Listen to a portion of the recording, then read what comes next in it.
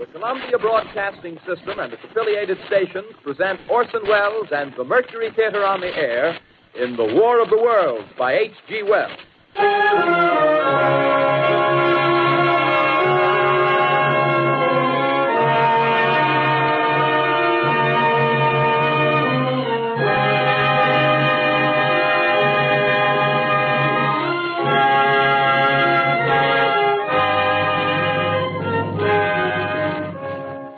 Ladies and gentlemen, the director of the Mercury Theater and star of these broadcasts, Orson Welles. We know now that in the early years of the 20th century, this world was being watched closely by intelligences greater than man's, and yet as mortal as his own. We know now that as human beings busied themselves about their various concerns, they were scrutinized and studied, perhaps almost as narrowly as a man with a microscope might scrutinize the transient creatures that swarm and multiply in a drop of water. With infinite complacence, people went to and fro over the earth about their little affairs, serene in the assurance of their dominion over this small, spinning fragment of solar driftwood, which by chance or design, man has inherited out of the dark mystery of time and space. Yet across an immense ethereal gulf, minds that are to our minds as ours are to the beasts in the jungle, intellects, vast, cool, and unsympathetic, regarded this earth with envious eyes and slowly and surely drew their plans against us.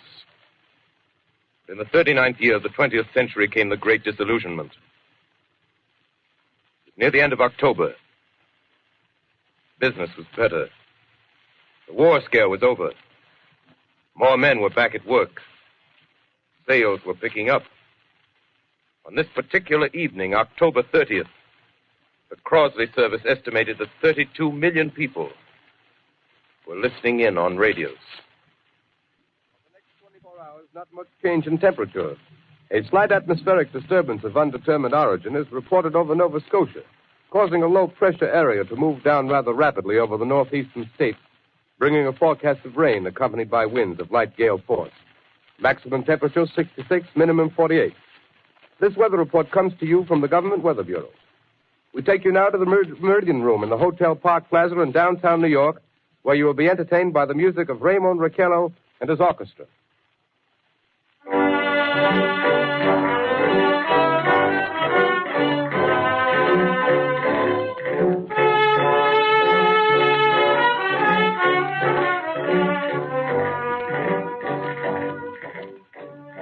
Good evening, ladies and gentlemen.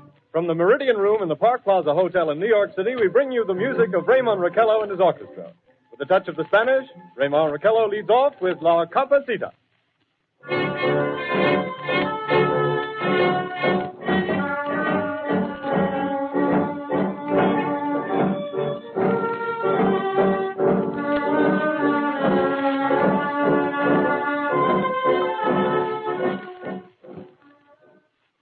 Ladies and gentlemen, we interrupt our program of dance music to bring you a special bulletin from the Intercontinental Radio News.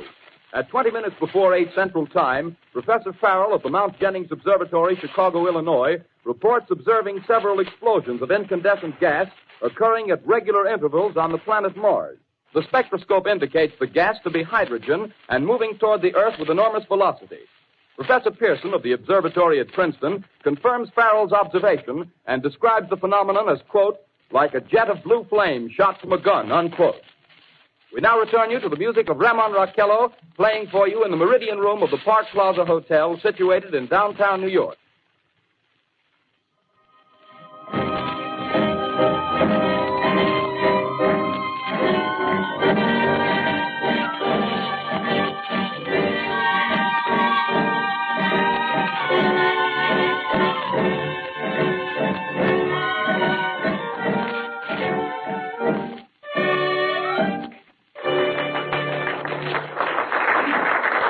And now a tune that never loses favor, the ever-popular Stardust, Raymond Raquello and his orchestra.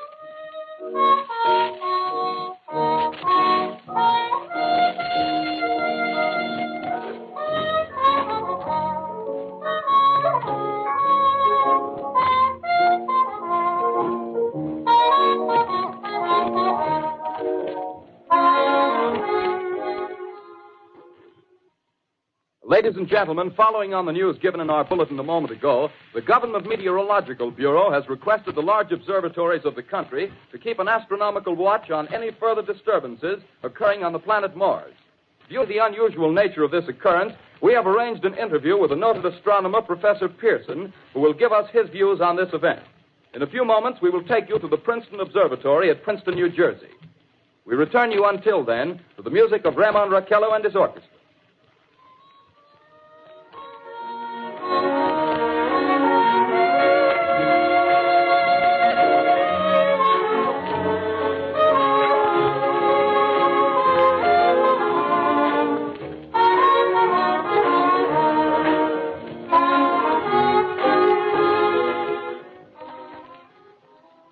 We are ready now to take you to the Princeton Observatory at Princeton, where Carl Phillips, our commentator, will interview Professor Richard Pearson, famous astronomer.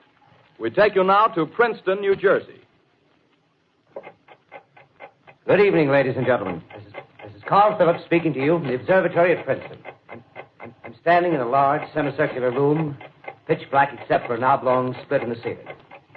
Through this opening, I can see a sprinkling of stars that cast a kind of frosty glow over the intricate mechanism of the huge telescope. The ticking sound you hear is the vibration of the clockwork. Professor Pearson stands directly above me on a small platform, peering through the giant lens. I'll ask you to be patient, ladies and gentlemen, during any delay that may arise during our interview. Besides the ceaseless watch of the heavens, Professor Pearson may be interrupted by telephone or other communications. During this period, he is in constant touch with the astronomical centers of the world. Professor, may I begin our questions? Any time, Mr. Phillips. Professor, would you please tell our radio audience exactly what you see as you observe the planet Mars through your telescope? Nothing unusual at the moment, Mr. Phillips. A red disk swimming in a blue sea. Transverse stripes across the disk. Quite distinct now because Mars happens to be at the point nearest the Earth, in opposition, as we call it. In your opinion, what do these transverse stripes signify, Professor Pearson? Not canals, I can assure you, Mr. Phillips. They... Although that's the popular conjecture of those who imagine Mars to be inhabited. From a scientific viewpoint, the stripes are merely the result of atmospheric conditions peculiar to the planet. Then you're quite convinced, as a scientist, that living intelligence as we know it does not exist on Mars? I say the chances against it are 1,000 to 1. And yet, how do you account for these gas eruptions occurring on the surface of the planet at regular intervals? Phillips, I cannot account for it. By the way, Professor, for the benefit of our listeners, how far is Mars from the Earth? Approximately 40 million miles. Well, that seems a safe enough distance. Just a moment, ladies and gentlemen. Someone has just handed Professor Pearson a message. While he reads it, let me remind you that we are speaking to you from the observatory in Princeton, New Jersey, where we are interviewing the world-famous astronomer, Professor Pearson. One moment, please. Professor Pearson has passed me a message which he has just received. Professor, may I read the message to the listening audience? Certainly, Mr. Phillips. Ladies and gentlemen, I shall read you a wire addressed to Professor Pearson from Dr. Gray of the Natural History Museum, New York. Quote, 9:15 p.m. Eastern Standard Time. Seismograph registered shock of almost earthquake intensity occurring within a radius of 20 miles of Princeton. Please investigate. Signed, Lloyd Gray, Chief of Astronomical Division. Unquote.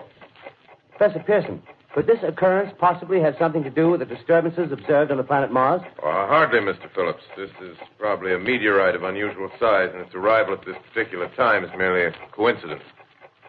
However, we shall conduct a search as soon as daylight permits.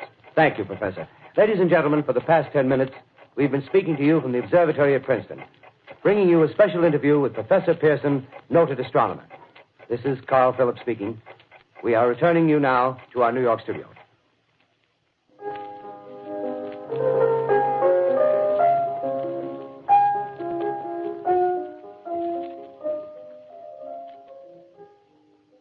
Ladies and gentlemen, here is the latest bulletin from the Intercontinental Radio News. Toronto, Canada. Professor Morse of Macmillan University reports observing a total of 3 explosions on the planet Mars between the hours of 7:45 p.m. and 9:20 p.m. Eastern Standard Time. This confirms earlier reports received from American observatories. Now, nearer home, comes a special bulletin from Trenton, New Jersey. It is reported that at 8:50 p.m., a huge flaming object, believed to be a meteorite, fell on a farm in the neighborhood of Grover's Mill, New Jersey, 22 miles from Trenton. The flash in the sky was visible within a radius of several hundred miles, and the noise of the impact was heard as far north as Elizabeth. We have dispatched a special mobile unit to the scene, and we'll have our commentator, Carl Phillips, give you a word picture of the scene as soon as he can reach there from Princeton. In the meantime, we take you to the Hotel Martinet in Brooklyn, where Bobby Millett and his orchestra are offering a program of dance music.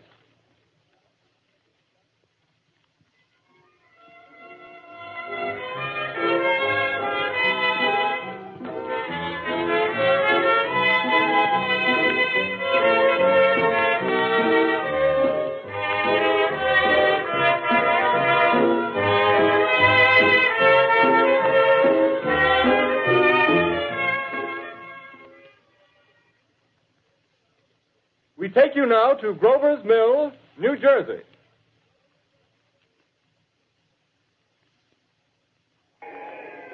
Ladies and gentlemen, this is Carl Phillips again, out at the Wilmot Farm, Grover's Mill, New Jersey. Professor Pearson and myself made the 11 miles from Princeton in 10 minutes. Well, I hardly know where to begin. To paint for you a word picture of the strange scene before my eyes, like something out of a modern Arabian Nights. Well, I just got here. I haven't had a chance to look around yet. I guess that's it. Yes, I guess that's the thing directly in front of me. Half buried in a vast pit. Must have struck with terrific force. The ground is covered with splinters of a tree. It must have struck on its way down. But I can see of the object itself doesn't look very much like a meteor. At least not the meteors I've seen. It looks more like a huge cylinder. Has a diameter of, what would you say, Professor Pearson? What's that? What would you say, what's the diameter of this? About 30 yards. About 30 yards. The metal on the sheath is, well, I've never seen anything like it. The color is sort of yellowish white. Its curious spectators now are pressing close to the object in spite of the efforts of the police to keep them back. Getting in front of my line of vision. Would you mind standing one side, please? While the police are pushing the crowd back. Here's Mr. Wilmot, owner of the farm here. He may have some interesting facts to add. Mr. Wilmot, would you please tell the radio audience as much as you remember of this rather unusual visitor that dropped in your backyard? A step closer, please. Ladies and gentlemen, this is Mr. Wilmot. Well, I was listening to the radio. Closer and louder, please. Pardon me? Louder, please, closer. Yes. I was listening to the radio and kind of drowsing. That professor fellow was talking about Mars, so I was half dozing and half... Yes, Mr. Wilmot, and then what happened? Well, as I was saying, I was listening to the radio... kind of halfway. Yes, Mr. Wilmot. And then you saw something. Well, not first off. I heard something. And what did you hear? A hissing sound like this. Kind of like a 4th of July rocket. Yes, then what? I turned my head out the window and would have sworn I was to sleep and dreaming. Yes? I seen a kind of greenish streak and then zingo. Something smacked the ground. Knocked me clear out of my chair. Well, were you frightened, Mr. Wilmot? Well, I ain't quite sure. I reckon I was... kind of riled. Well, thank you, Mr. Wilmot. Thank you very much. Yeah, you want me to tell No, that's quite all right. That's plenty. Ladies and gentlemen, you've just heard Mr. Wilmot, owner of the farm where this thing has fallen. I wish I could convey the atmosphere, the background of this fantastic scene. Hundreds of cars are parked in a field in back of us, and the police are trying to rope off the roadway leading into the farm, but it's no use. They're breaking right through. The car's headlights throw an enormous spotlight on the pit where the object's half buried. Now, some of the more daring souls now are venturing near the edge. Their silhouettes stand out against the metal sheen. One man wants to touch the thing. He's having an argument with the policeman. Now, the policeman wins. Now, ladies and gentlemen, there's something I haven't mentioned in all this excitement, but it's becoming more distinct. Perhaps you've caught it already on your radio. Listen, please. Do you hear it? It's a curious humming sound that seems to come from inside the object. I'll move the microphone nearer. Here. Now, we're not more than 25 feet away. Can you hear it now? Professor Pearson. Yes, Mr. Can you tell us the meaning of that scraping noise inside the thing? Possibly the unequal cooling of its surface. I say, do you still think it's a meteor, Professor? I don't know what to think. The metal casing is definitely extraterrestrial. Not found on this Earth. Friction with the Earth's atmosphere usually tears holes in a meteorite. This thing is smooth, and you can see its cylindrical Just a minute. shape. Something's happening. Ladies and gentlemen, this is terrific. This end of the thing is beginning to flake off. The top is beginning to rotate like a screw, and the thing must be hollow. He's moving. Keep back there. Keep back there. Keep those men back. Keep back there. Keep those idiots back. Keep off. The top's loose. Look out there. Stand back. Ladies and gentlemen, this is the most terrifying thing I've ever witnessed. Wait a minute. Someone's calling someone or something. I can see turning out of that black hole two luminous discs. The eyes, it might be a face, might be almost Good heavens, something wriggling out of the shadow like a gray snake. Now it's another one and another one and another one. They look like tentacles to me. Oh, yeah, I can see the thing's body. Now it's large as a bear.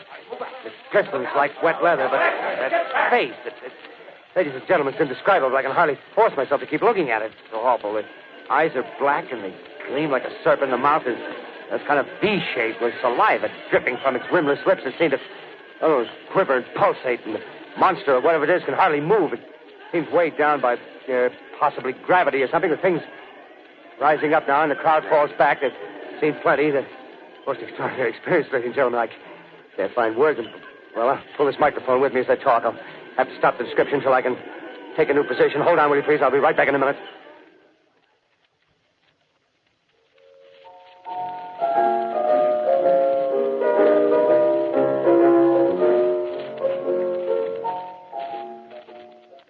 We are bringing you an eyewitness account of what's happening on the Wilmuth Farm, Grover's Mill, New Jersey.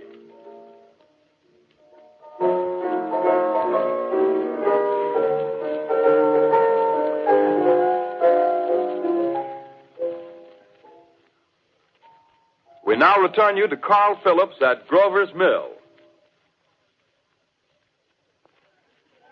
Ladies and gentlemen, am I on? Ladies and gentlemen, here I am, back of a stone wall that adjoins Mr. Wilmuth's garden. From here, I get a sweep of the whole scene. I'll give you every detail as long as I can talk and as long as I can see. More state police have arrived. They're drawing up a cordon in front of the pit. About 30 of them. No need to push the crowd back now. They're willing to keep their distance. The captain's conferring with someone. Can't quite see who. Oh, yes, I believe it's Professor Pearson. Yes, it is. Now they've parted, and the professor moves around one side, studying the object while the captain and two policemen advance with something in their hands. I can see it now. It's a white handkerchief tied to a pole. Flag of truce. If those preachers know what that means, what anything means. Wait a minute. Something's happening. A humped shape is rising out of the pit. I can make out a small beam of light against a mirror.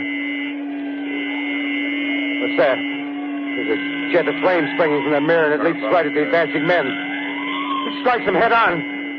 Lord, they're turning into flames. Now the whole field's caught up by the woods, the barns, the gas tanks of the automobiles, spreading everywhere. It's coming this way now, about 20 yards to my right.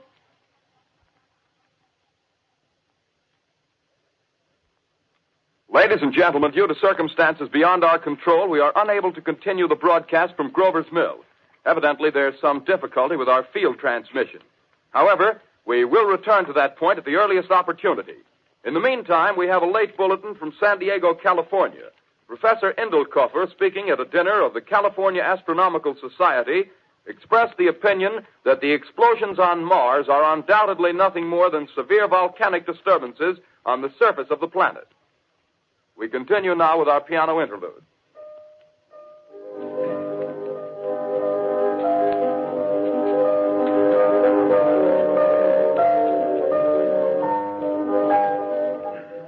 Ladies and gentlemen, I've just been handed a message that came in from Grover's Mill by telephone. Just one moment, please. At least 40 people, including 6 state troopers, lie dead in a field east of the village of Grover's Mill. Their bodies burned and distorted beyond all possible recognition. The next voice you hear will be that of Brigadier General Montgomery Smith, commander of the state militia at Trenton, New Jersey.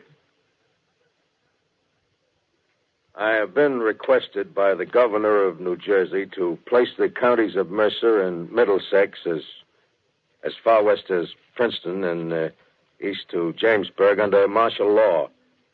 No one will be permitted to enter this area except by special pass issued by state or military authorities. 4 companies of state militia are proceeding from Trenton to Grover's Mill and will aid in the evacuation of homes within the range of military operations. Thank you. You have just been listening to General Montgomery Smith, commanding the state militia at Trenton.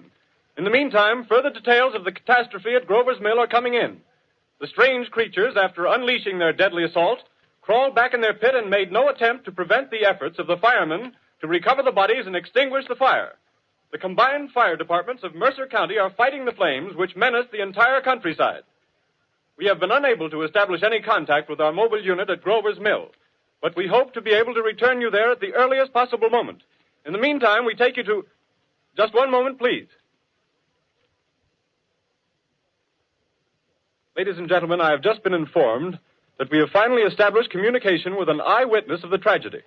Professor Pearson has been located at a farmhouse near Grover's Mill, where he has established an emergency observation post.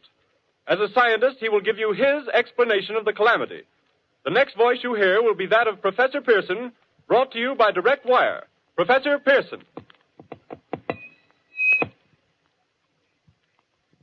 Of the creatures in the rocket cylinder at Grover's Mill, I can give you no authoritative information, either as to their nature, their origin, or their purposes here on Earth. Of their destructive instrument, I might venture some conjectural explanation. For want of a better term, I shall refer to the mysterious weapon as a heat ray.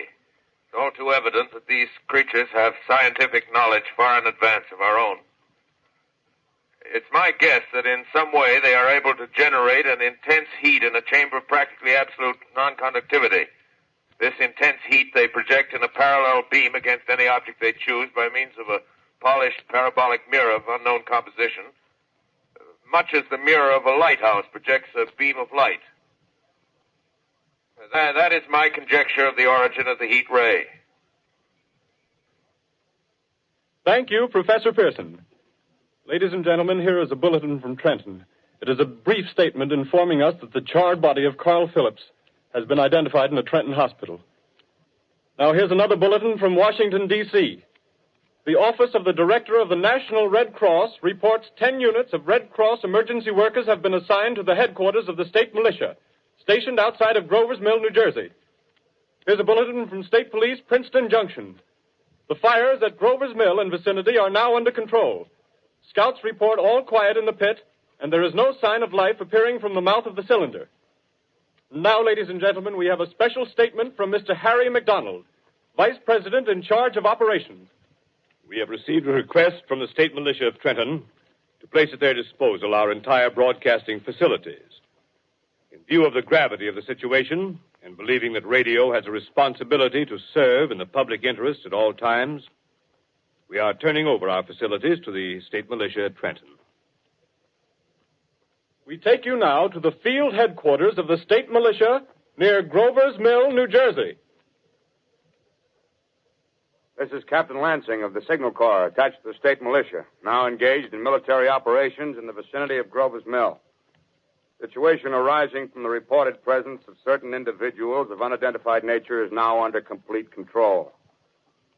The cylindrical object, which lies in a pit directly below our position, surrounded on all sides by 8 battalions of infantry, without heavy field pieces, but adequately armed with rifles and machine guns. All cause for alarm, if such cause ever existed, is now entirely unjustified. Things, whatever they are, do not even venture to poke their heads above the pit.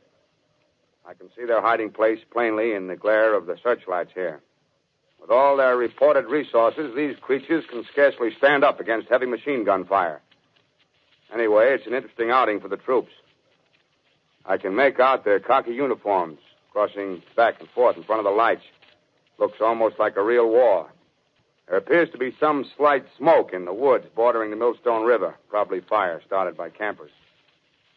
Well, we ought to see some action soon. One of the companies is deploying on the left flank. A quick thrust and it'll all be over. Now, wait a minute. I see something on top of the cylinder. No, it's nothing but a shadow. Now the troops are on the edge of the Wilmot Farm. 7,000 armed men closing in on an old metal tube. A tub, rather. Well, wait, that wasn't a shadow. It's something moving. solid metal, kind of a shield-like affair rising up out of the cylinder. It's going higher and higher. What? It's standing on legs, actually rearing up on a sort of metal framework. Now it's reaching above the trees, and the searchlights are on it. Hold on.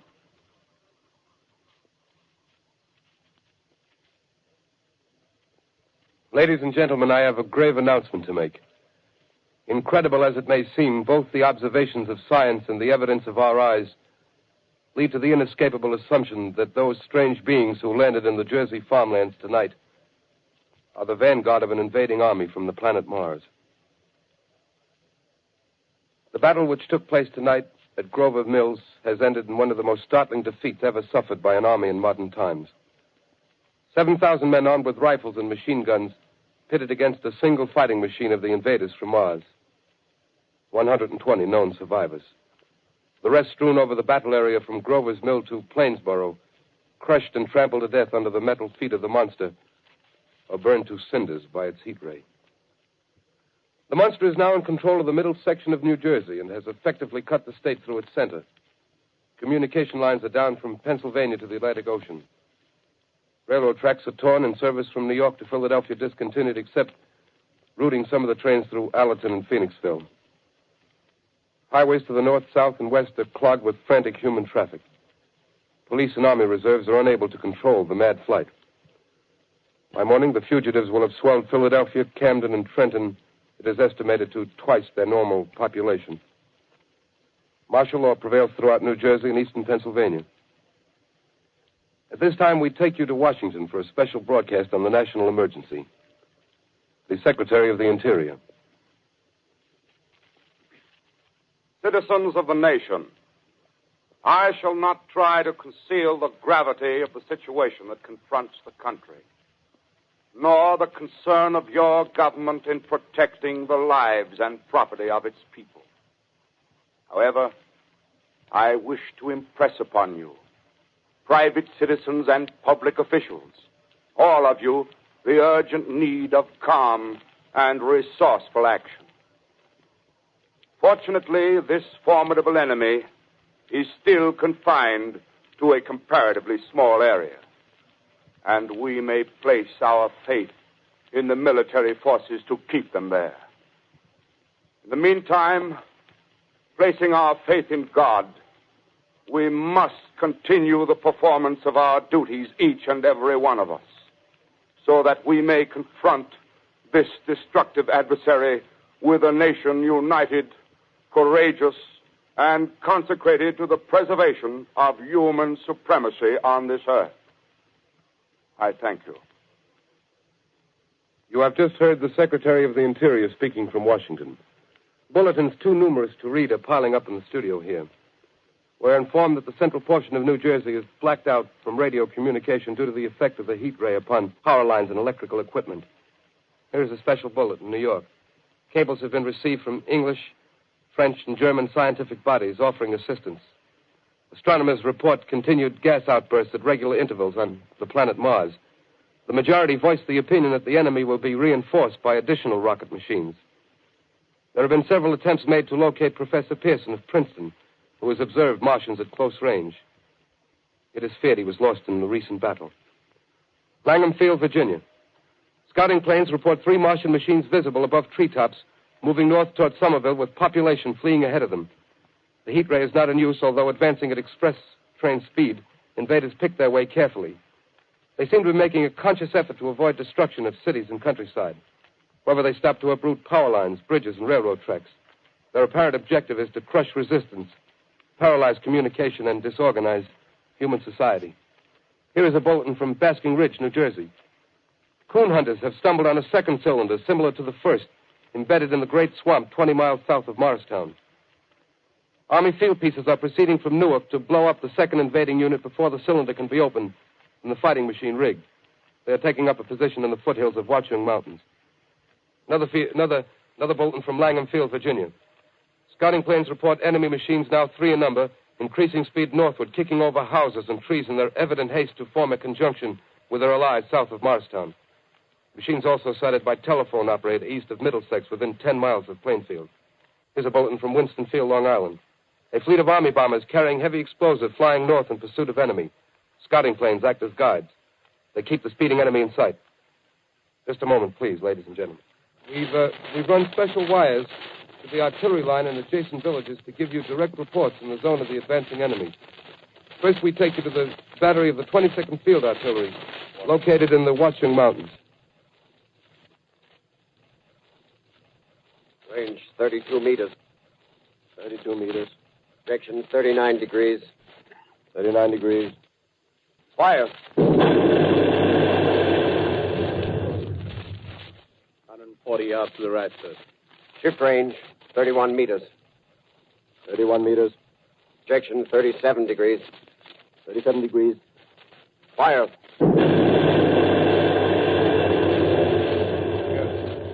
Hit, sir. Got the tripod of one of them. Let's stop.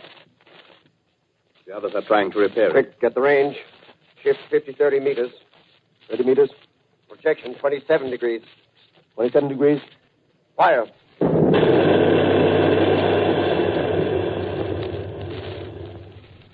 Can't see the shell land, sir. Letting off a smoke. What is it? Black smoke, sir. Moving this way. Lying close to the ground. Moving fast. Put on gas masks. Get ready to fire. Shift to 24 meters. 24 meters. Projection 24 degrees. 24 degrees.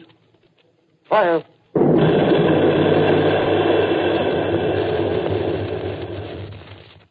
They can't see, sir. Smoke's coming nearer. Get the range. 23 meters. 23 meters. 23 meters. Protection 22 degrees. 22 degrees.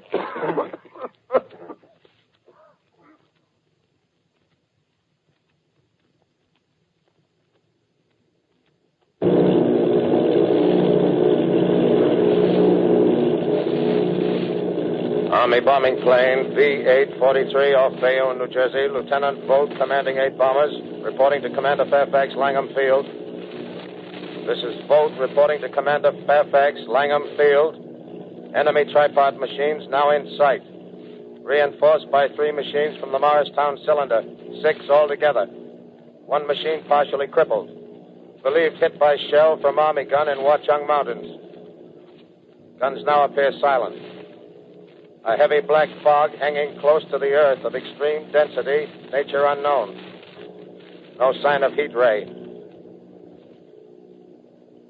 Enemy now turns east, crossing Passaic River into the Jersey marshes. Another straddles the Pulaski Skyway. Evident objective is New York City. They're pushing down a high-tension power station. Machines are close together now, and we're ready to attack. Planes circling, ready to strike.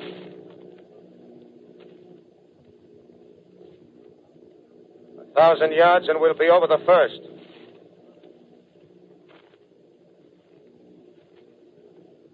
$800 yards.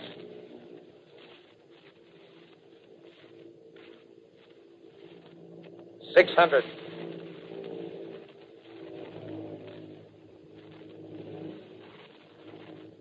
$400. $200. There they go. The giant arm raised. Green flash. They're spraying us with flame. 2,000 feet. Engines are giving out. No chance to release bombs. Only one thing left. Drop on them, plane and all. We're diving on the first one. Now the engine's gone. 8.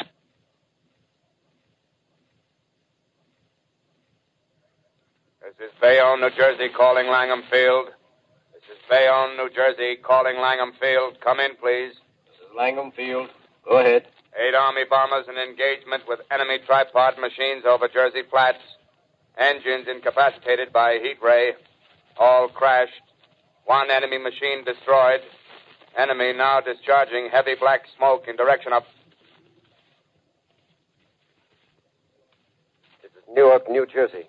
This is Newark, New Jersey. Warning. Poisonous black smoke pouring in from Jersey marshes.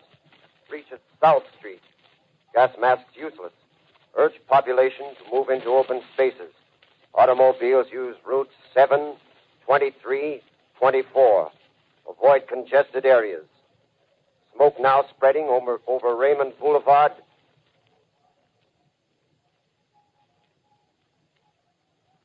X2L calling CQ, 2X2L calling CQ, 2X2L calling 8X3R. Come in, please. This is 8X3R coming back at 2X2L. How's reception? How's reception? K, please. Where are you, 8X3R? What's the matter? Where are you?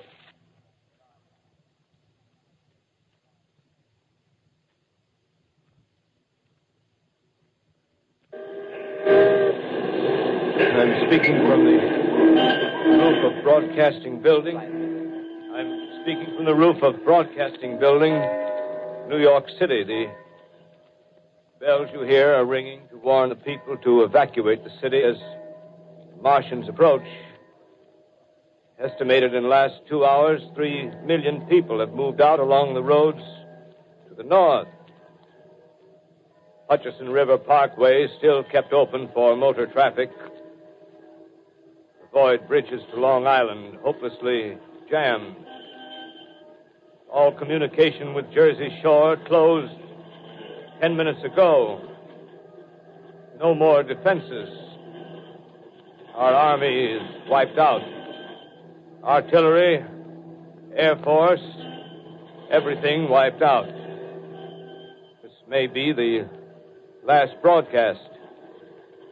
We'll stay here to the end. People are holding service here below us in the cathedral. Now I look down the harbor, all manner of boats, overloaded with fleeing population, pulling out from docks. Streets are all jammed. Noise in crowds like New Year's Eve in city. Wait a minute. The enemy's now in sight above the Palisades. Five great machines. First one is crossing the river. I can see it from here, wading the Hudson like a man wading through a brook. A bulletin is handed me. Martian cylinders are falling all over the country. One outside of Buffalo, one in Chicago, St. Louis. Seem to be timed and spaced. Now the first machine reaches the shore. He stands watching, looking over the city. The steel cowlish head is even with the skyscrapers. He waits for the others. They rise like a line of new towers on the city's west side. Now they're lifting their metal hands. This is the end now. Smoke comes out, black smoke drifting over the city. People in the streets see it now. They're running toward the East River, thousands of them, dropping in like rats. Now the smoke's spreading faster. It's reached Times Square. People are trying to run away from it, but it's no use. They're falling like flies. Now the smoke's crossing 6th Avenue, 5th Avenue. 100 yards away. It's 50 feet.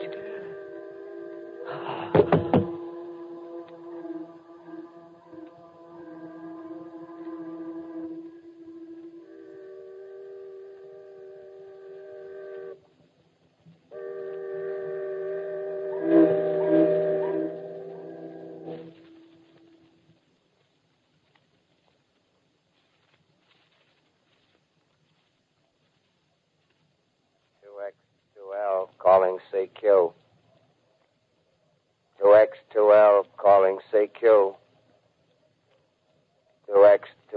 calling CQ, New York.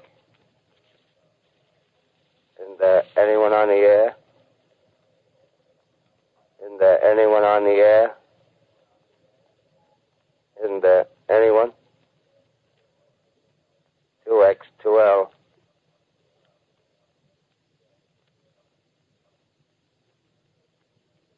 You are listening to a CBS presentation of Orson Welles and the Mercury Theater on the Air in an original dramatization of The War of the Worlds by H.G. Wells. The performance will continue after a brief intermission. This is the Columbia Broadcasting System. The War of the Worlds by H.G. Wells, starring Orson Welles and the Mercury Theater on the Air.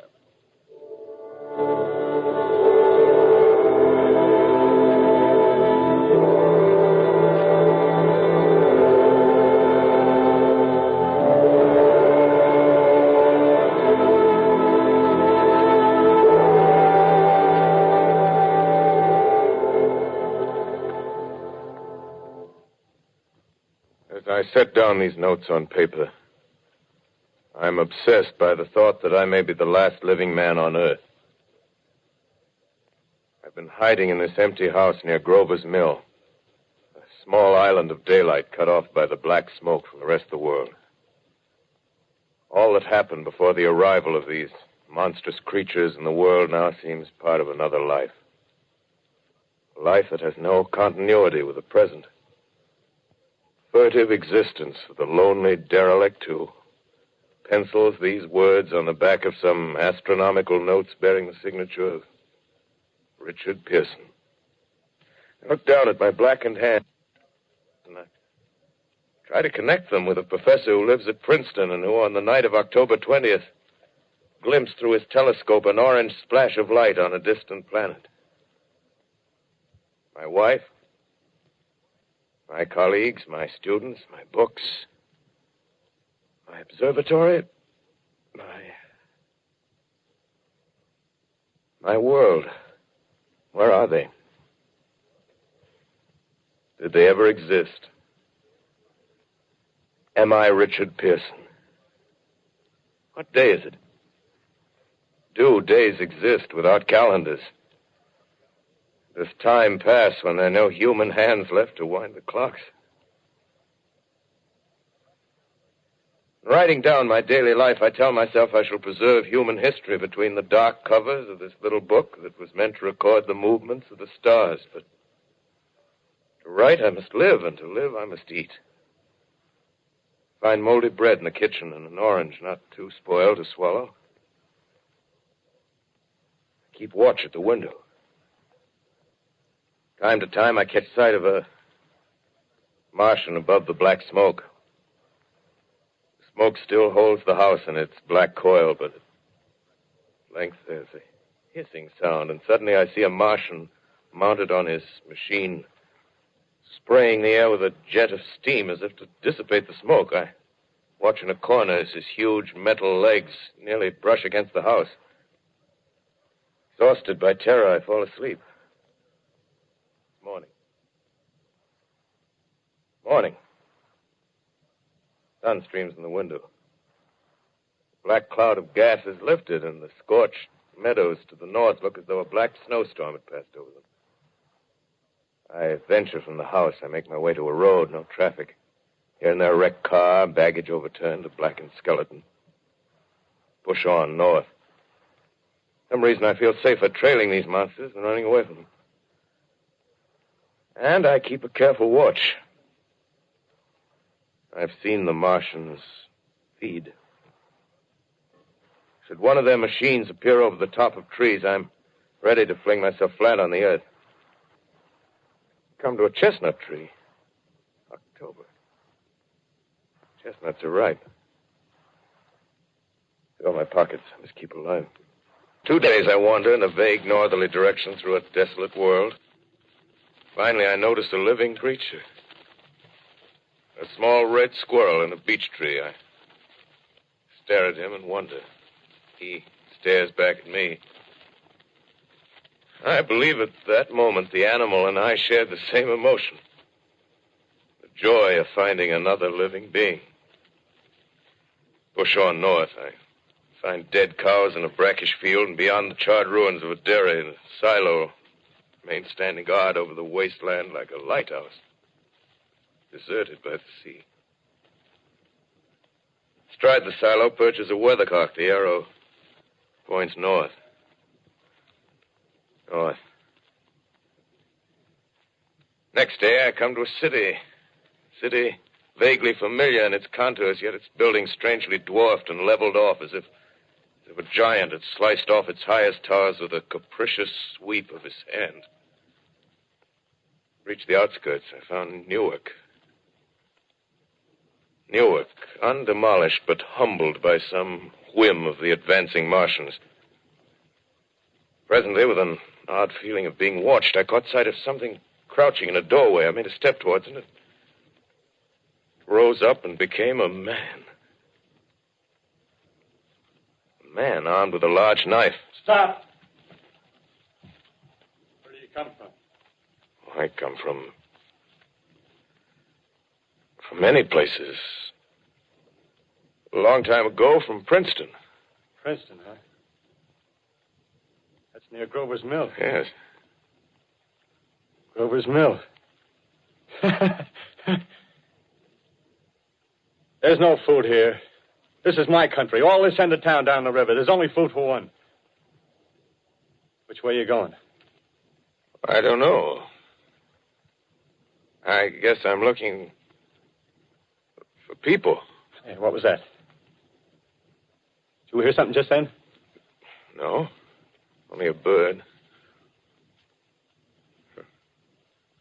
A live bird. Yeah. You get to know that birds have shadows these days. Say, we're in the open here. Let's crawl in this doorway here and talk. Have you seen any Martians? No. They're going over to New York. Night, the sky's alive with their lights, just as if people were still living in it. By daylight, you can't see them. 5 days ago, a couple of them carried something big across the flats from the airport. I think they're learning how to fly. Fly? Yeah, fly. Then it's all over with humanity. Stranger, there's still you and I. 2 of us left. Yeah. They got themselves in solid. They wrecked the greatest country in the world. Those green stars, they're probably falling somewhere every night. They've only lost one machine. There isn't anything to do. We're done. We're licked. Where were you? You're in a uniform. Yeah, what's left of it. I was in the militia. National Guard. That's good. There wasn't any war. Any more than there's war between men and ants. Yes, but we're eatable ants. I found that out. What'll they do to us? I thought it all out. Right now, we're caught as we're wanted. A Martian only has to go a few miles to get a crowd on the run. But they won't keep on doing that. They'll begin catching us systematic, like keeping the best and storing us in cages and things. They haven't begun on us yet. Not begun? Not begun. All that's happened so far is because we don't have sense enough to keep quiet. Bothering them with guns and such stuff and losing our heads and rushing off in crowds. No, instead of our rushing around blind, we got to fix ourselves up according to the way things are now. Cities, nations, civilization, progress. Yes, but if that's so, what is there to live for? Well, there won't be any more concerts for 1,000,000 years or so, and no nice little dinners at restaurants. If it's amusement you're after, I guess the game's up. What is there left? Life, that's what. I want to live. Yeah, and so do you. We're not going to be exterminated. And I don't mean to be caught either. Tamed and fattened and bred like an ox. What are you going to do? I'm going on. Right under their feet. I got a plan. We men as men, we're finished. We don't know enough. We got to learn plenty before we get a chance. We've got to live and keep free while we learn, see? I've thought it all out, see? Well, tell me the rest. Well, it isn't all of us that are made for wild beasts. That's what it got to. That's what it got to be. That's why I watched you. Watched you. All those little office workers that used to live in these houses. They be no good. They haven't any stuff in them. They used to run Run off to work. I've seen hundreds of them running to catch their commuter's train in the morning, afraid they'd get canned if they didn't. Running back at night, afraid they wouldn't be in time for dinner. Lives insured and a little invested in case of accidents. Yeah, and on Sundays, worried about the hereafter. Well, the Martians, they'll be a godsend for those guys. Nice roomy cages, good food, careful breeding, no worries. Yeah, after a week or so of chasing around the fields on empty stomachs, they'll come and be glad to be caught. You've thought it all out, haven't you? Sure, you bet I have. That isn't all. These Martians are going to make pets of some of them. Train them to do tricks. Who knows, get sentimental over the pet boy who grew up and had to be killed. Yeah, and some maybe they'll train to hunt us. Oh, no, it's impossible. Yes, they will. There's men who do it gladly. If one of them ever comes after me, by... In the meantime, you and I and others like us, where are we to live when the Martians own the Earth? I got it all figured out. We'll live underground. I've been thinking about the sewers. Under New York, there are miles and miles of them. The main ones, they're big enough for anybody. Then there's cellars, vaults, underground storerooms, railway tunnels, subways. You begin to see, huh? We'll get a bunch of strong men together. No weaklings. That rubbish, out. As you meant me to go. All right. Give you a chance, didn't I? Won't quarrel about that. Go on. Well, we got to make safe places for us to stay in, see? Get all the books we can. Science books. That's where men like you come in, see? We raid the museums. We'll even spy on the Martians. May not be so much we have to learn before... Listen. Just imagine this. 4 or 5 of their own fighting machines suddenly start off. Heat rays right and left. Not a Martian in them. Not a Martian in them, see? But men. Men who've learned the way how. May even be in our time. Gee. Imagine having one of them lovely things with a heat ray wide and free. We'd turn it on Martians. We'd turn it on men. We'd bring everybody down on their knees. That's your plan. You, me, a few more of us. We'd own the world. I see. Hey. Hey, what's the matter? Where are you going? Not to your world. Bye, stranger. Well, after parting with the artilleryman, I came at last to the Holland Tunnel, entered that silent tube. Anxious to know the fate of the great city on the other side of the Hudson. Cautiously, I came out of the tunnel and made my way up Canal Street. Reached 14th Street, and there again were black powder and several bodies and an evil, ominous smell from the gratings of the cellars of some of the houses. I wandered up through the 30s and 40s, stood alone on Times Square. Caught sight of a lean dog running down 7th Avenue with a piece of dark brown meat in his jaws and a pack of starving mongrels at his heels. Made a wide circle around me as though he feared I might prove a fresh competitor. Walked up Broadway in the direction of that strange powder, past silent shop windows, displaying their mute wares to empty sidewalks. Past the Capitol Theater, silent, dark. Past a shooting gallery where a row of empty guns faced an arrested line of wooden ducks. Near Columbus Circle, I noticed models of 1939 motor cars in the showrooms facing empty streets. Over the top of the General Motors building, I watched a flock of black birds circling in the sky. Hurried on. Suddenly, I caught sight of the hood of a Martian machine, standing somewhere in Central Park, gleaming in the late afternoon sun. An insane idea. I rushed recklessly across Columbus Circle and into the park. I climbed a small hill above the pond at 60th Street, and from there I could see, standing in a silent row along the mall, 19 of those great metal titans, their cowls empty, their steel arms hanging listlessly by their sides. I looked in vain for the monsters that inhabit those machines. Suddenly, my eyes were attracted to the immense flock of black birds that hovered directly below me. They circled to the ground. And there before my eyes, stark and silent, lay the Martians with the hungry birds pecking and tearing brown shreds of flesh from their dead bodies.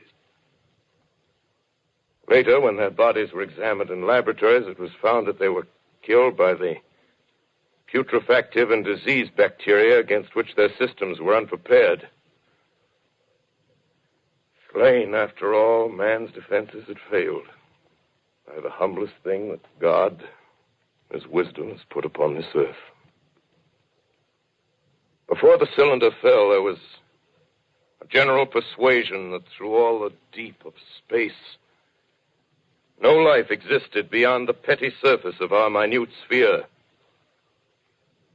Now we see further.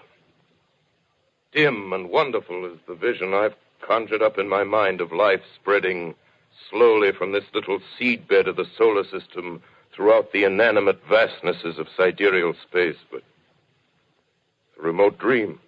Maybe that the destruction of the Martians is only a reprieve to them and not to us. Is the future ordained, perhaps? Strange it now seems to sit in my peaceful study at Princeton, writing down this last chapter of the record, begun at a deserted farm in Grover's Mill. Strange to watch children playing in the streets. Strange to see young people strolling on the green where the new spring grass heals the last black scars of a bruised earth. Strange to watch the sightseers enter the museum where the dissembled parts of a Martian machine are kept on public view. Strange when I recall the time when I first saw it.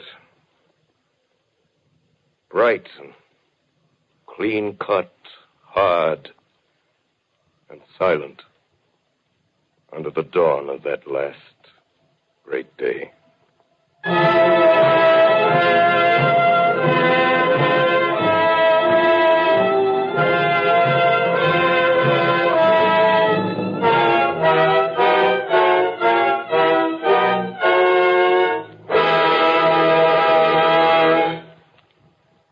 This is Orson Welles, ladies and gentlemen, out of character to assure you that the War of the Worlds has no further significance than as the holiday offering it was intended to be. The Mercury Theater's own radio version of dressing up in a sheet and jumping out of a bush and saying boo. Starting now, we couldn't soap all your windows and steal all your garden gates by tomorrow night, so we did the best next thing. We annihilated the world before your very ears and utterly destroyed the CBS. You will be relieved, I hope, to learn that we didn't mean it and that both institutions are still open for business. So goodbye, everybody, and remember, please, for the next day or so, the terrible lesson you learned tonight. That grinning, glowing, globular invader of your living room is an inhabitant of the pumpkin patch, and if your doorbell rings and nobody's there, that was no Martian. It's Halloween.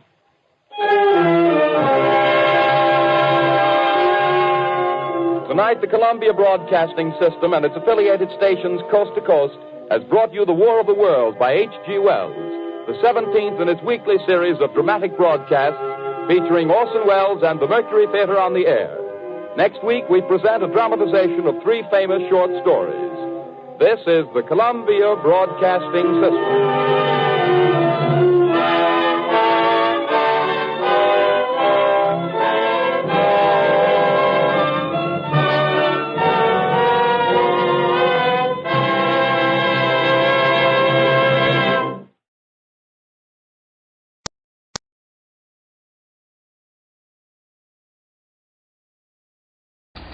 I'm, of course, surprised that the H.G. Wells classic, which is the original for many fantasies about invasions by mythical monsters from the planet Mars,